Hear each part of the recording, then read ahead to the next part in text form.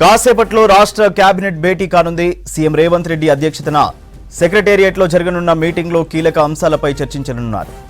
మహిళలకు వడ్డీ లేని రుణాలు, 2500 రూపాయల ఆర్థిక సహాయం అమలుపై నిర్ణయం తీసుకోనున్నారు. ఇక ఇటు గవర్నర్ కోటా ఎమ్మెల్సీలు, కొత్త రేషన్ కార్డుల జారీకి అనుమతి, 2008 డిఎస్సీ అభ్యర్థులకు ఉద్యోగాలు, 11 కొత్త బీసీ కార్పొరేషన్ల ఏర్పాటుకు కేబినెట్ ఆమోదంపై చర్చించనున్నారు. ఇటు 6 గ్యారంటీలు, ప్రభుత్వ స్కూల్స్, కాలేజీలో ఫ్రీ కరెంట్, పెండింగ్ డిఏలు, పీఆర్సీ విధానం, 317 జీవో, రిటైర్డ్ ఉద్యోగులపై డిస్కస్ చేసే అవకాశం ఉంది. కాసేపట్లో రాష్ట్ర కేబినెట్ భేటీ కానుంది. సీఎం రేవంత్ రెడ్డి అధ్యక్షతన సెక్రటేరియట్లో జరగనున్న మీటింగ్లో కీలక అంశాలపై చర్చించనున్నారు. మహిళలకు వడ్డీ లేని రుణాలు, 2500 రూపాయల ఆర్థిక సహాయం అమలుపై నిర్ణయం తీసుకోనున్నారు. ఇటు గవర్నర్ కోటా ఎమ్మెల్సీలు, కొత్త రేషన్ కార్డుల జారీకి అనుమతి, 2008 డిఎస్సీ అభ్యర్థులకు ఉద్యోగాలు, 11 కొత్త బీసీ కార్పొరేషన్ల ఏర్పాటుకు కేబినెట్ ఆమోదంపై చర్చించనున్నారు. ఇటు 6 గ్యారంటీలు, ప్రభుత్వ స్కూల్స్, కాలేజీలో ఫ్రీ కరెంట్, పెండింగ్ డిఏలు, పీఆర్సీ విధానం, 317 జీవో, రిటైర్డ్ ఉద్యోగులపై డిస్కస్ చేసే అవకాశం ఉంది. డీటెయిల్స్ యాదగిరి అందిస్తారు. యాదగిరి, కేబినెట్ భేటీ ఎన్ని గంటలకు స్టార్ట్ అవ్వనుంది, అలాగే ఏ అంశాలపై చర్చ జరిగే ఛాన్స్ ఉంది? సూర్య, ఇవాళ మధ్యాహ్నం 12 గంటలకు సచివాలయంలో రాష్ట్ర క్యాబినెట్ జరగబోతుంది. అయితే ఈ రాష్ట్ర క్యాబినెట్లో ఇవాళ నిర్వహించే ఈ క్యాబినెట్లో పలు కీలకమైనటువంటి నిర్ణయాలు తీసుకునే అవకాశం అయితే కనబడుతున్నది. ఇప్పటికే ఈ ఉద్యోగ సంఘాలకు సంబంధించి సంఘాలకు సంబంధించి పీఆర్సీ, తర్వాత పెండింగ్లో ఉన్నటువంటి డిఏలు, దీనికి సంబంధించి ఇప్పటికే 2 రోజుల క్రితమే సీఎం రేవంత్ రెడ్డి ఉద్యోగ సంఘాల నేతలతో మాట్లాడారు. దానికి సంబంధించి ఎలాంటి ఆందోళన చెందొద్దు, ఉద్యోగ సంఘాలకు, ఉద్యోగులందరికీ కూడా ఫ్రెండ్లీగా ఉంటుంది ప్రభుత్వం, ఉద్యోగులకు సంబంధించినటువంటి సమస్యలన్నీ కూడా పరిష్కరిస్తామని చెప్పేసి సీఎం రేవంత్ రెడ్డి ఉద్యోగ సంఘాల నేతలకు హామీ ఇచ్చారు. సో అది కూడా ఇవాళ రాష్ట్ర క్యాబినెట్లో చర్చకు వచ్చే అవకాశం ఉంది. దీంతోపాటు ఇక ఈ 317 జీవో అనేది ఇప్పటికే దానికి సంబంధించి ఈ స్థానికత విషయంలో ఉద్యోగాల నుంచి పెద్ద ఎత్తున వ్యతిరేకత వస్తుంది.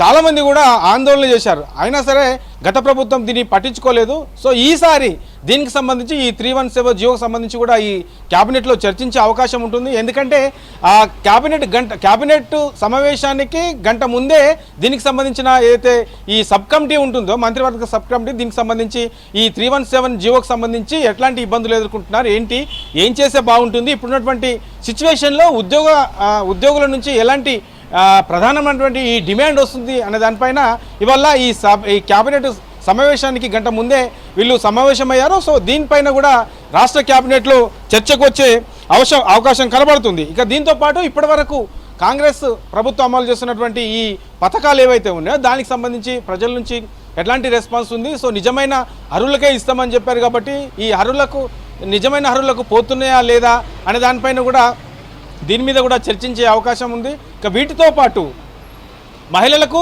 2500 ఇస్తామని చెప్పారు. సో దానికి సంబంధించి కూడా ఎప్పటి నుంచి అమలు చేసే అవకాశం ఉంటుంది, దీనికి సంబంధించి ఏం చేద్దాము, దీనికి అర్హత సంబంధించి ఎట్లా నిబంధనలు ఉంటే బాగుంటుంది అనే దానిపైన కూడా చర్చించే అవకాశం ఉంటుంది. ఇక మరో ప్రధానమైనటువంటి అంశం ఏంటంటే ఈ గవర్నర్ కోటా కింద ఉన్నటువంటి ఈ ఎమ్మెల్సీలకు సంబంధించి. సో ఇప్పటికే దీని మీద వివాదం వచ్చిన తర్వాత కోర్టు గతంలో ఏదైతే ఈ మంత్రివర్గ క్యాబినెట్లో దీన్ని నిర్ణయం చేసి ఈ ఇద్దరికి సంబంధించి ఎమ్మెల్సీలు ఎవరెవరనే దానిపైన ఇప్పటికే కోర్టు గవర్నర్కు దీనికి సంబంధించి గత క్యాబినెట్లోనే గవర్నర్కి సమర్పించిన, అది కోర్టు ఇష్యూల కారణంగా దాన్ని యాక్సెప్ట్ చేయలేదు. సో మళ్ళీ ఇవాళ నిర్వహించే ఈ క్యాబినెట్లో ఈ గవర్నర్ కోటా కిందకు సంబంధించినటువంటి ఎమ్మెల్సీలకు సంబంధించి కూడా మళ్ళీ అభ్యర్థులను గవర్నర్కు పంపించే అవకాశం అయితే ఉంటా ఉంది. ఇక దీంతోపాటు గవర్నమెంట్ స్కూల్స్కు సంబంధించి, స్కూల్స్, కాలేజీకి సంబంధించి ఏదైతే ఈ కరెంట్ బిల్లు ఉంటుందో, కరెంట్ బిల్లుకు సంబంధించి ప్రభుత్వమే భరిస్తుంది, ప్రభుత్వమే చెల్లిస్తుంది అని చెప్పేసి ఇప్పటికే రేవంత్ రెడ్డి చెప్పారు. కాబట్టి దీనిపైన కూడా అసలు ఈ ప్రభుత్వ స్కూల్స్కు, కాలేజ్కి రాష్ట్ర వ్యాప్తంగా ఒకవేళ ప్రభుత్వమే భరిస్తే ఎంత బర్డెన్ పడే అవకాశం ఉంటుంది, ఇప్పుడు ఎంత బిల్లు వస్తుంది అనే దానిపైన కూడా చర్చించే అవకాశం ఉంటుంది. ఒకవేళ అది కనుక ప్రభుత్వమే చెల్లించాలని నిర్ణయం తీసుకుంటే దానిపైన కూడా ఎట్లా నిర్ణయం తీసుకోవాలి, ఏంటి, ఎప్పటి నుంచి ఇది అమలు చేస్తే బాగుంటుంది అనే దానిపైన కూడా ఇవాళ ఈ రాష్ట్ర క్యాబినెట్లో చర్చించే అవకాశం అయితే కనబడుతున్నది. సో ఇట్లా ప్రతి ఉద్యోగాల సంఘాలకు సంబంధించి, తర్వాత అయితే కాంగ్రెస్ ప్రభుత్వం అమలు చేస్తున్నటువంటి 6 గ్యారంటీలకు సంబంధించి మళ్ళీ తర్వాత మహిళలకు ఇవాళ సాయంత్రం కూడా ఈ మహిళలకు సంబంధించిన పెద్ద ఎత్తున సదస్సు పెరేడ్ గ్రౌండ్లో నిర్వహిస్తున్నారు. దానికంటే ముందే ఈ క్యాబినెట్ ఉంటుంది కాబట్టి ఇప్పటికే ఈ పావలా వడ్డీకి గతంలో కాంగ్రెస్ హయాంలో ఉన్నప్పుడు పావలా వడ్డీకే మహిళలకు రుణాలు ఇచ్చేవారు. సో ఈసారి మళ్ళీ కాంగ్రెస్ అధికారంలోకి వచ్చిన తర్వాత దీన్ని ఇవాళ అధికారికంగా ఈ పెరేడ్ గ్రౌండ్లో ప్రారంభించబోతున్నారు కాబట్టి దానికి సంబంధించి కూడా ఈ పావలా వడ్డీకి సంబంధించిన రుణాల విషయంలో కూడా ఈ రాష్ట్ర క్యాబినెట్లో చర్చించే అవకాశం అయితే కనబడుతున్నాయి. సో ఓవరాల్గా చూస్తే ఇప్పటి వరకు ఈ కాంగ్రెస్ అధికారంలోకి వచ్చిన తర్వాత అమలు చేస్తున్న పథకాలు, ప్రజల నుంచి వస్తున్నటువంటి స్పందన, తర్వాత ఇంకా ఏమేమి అమలు చేయాల్సిన ఉన్నది, అవి ఎప్పటి నుంచి అమలు చేస్తే బాగుంటుంది. ఇక ఈ ఇందిరమ్మ ఇళ్ళకి సంబంధించి కూడా ఇప్పటికే ఈ ఇందిరమ్మ ఇళ్ళకి సంబంధించి కూడా ప్రారంభించారు నిన్న కాబట్టి మరి ఈ ఇందిరమ్మ ఇళ్ళకి సంబంధించి కూడా ప్రతి అసెంబ్లీ నియోజకవర్గానికి 3500 ఇండ్లు ఇస్తామన్నారు. సో ఇది ఎప్పటిలోగా ఇవి కంప్లీట్ అయ్యే అవకాశం ఉంటుంది. మిగతా వాళ్ళు కూడా చాలామంది కూడా ఎదురు చూస్తూ ఉంటారు కాబట్టి వాళ్ళందరూ కూడా ఎప్పటి నుంచి మళ్ళీ ఇచ్చే అవకాశం ఉంటుంది.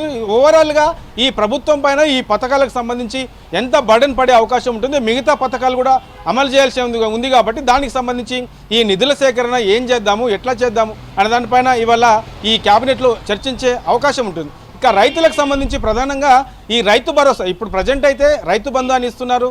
సంవత్సరానికి 2 కాలాల పంటలకు సంబంధించి 10,000 ఇస్తున్నారు. సో కాంగ్రెస్ అధికారంలోకి వచ్చినాక 15,000 ఇస్తామన్నారు.